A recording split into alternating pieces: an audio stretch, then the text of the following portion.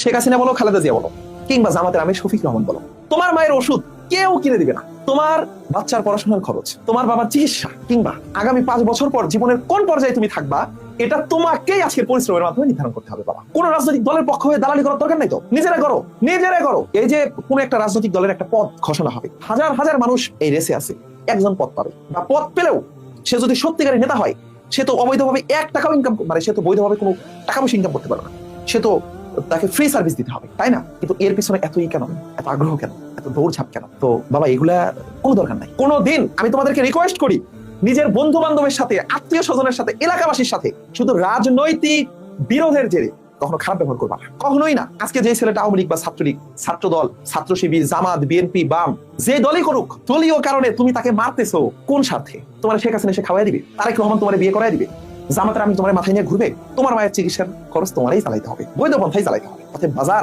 এই সবকিছু বাদ দিয়ে নিজের পাড়া প্রতিবেশীর সাথে সম্পর্ক মেনটেন করো, আত্মীয় স্বজনের সাথে সম্পর্ক মেনটেন করো।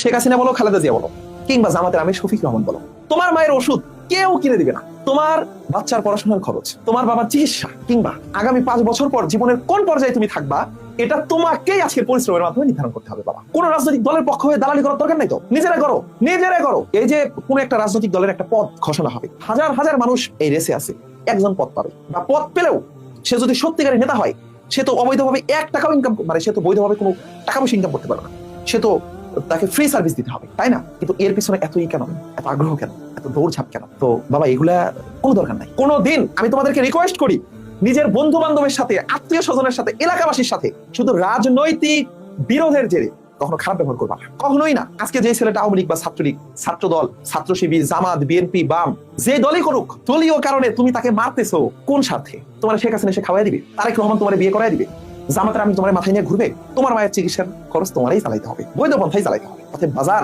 এই সবকিছু বাদ দিয়ে নিজের পাড়া প্রতিবেশীর সাথে সম্পর্ক মেনটেন করো, আত্মীয় স্বজনের সাথে সম্পর্ক মেনটেন করো।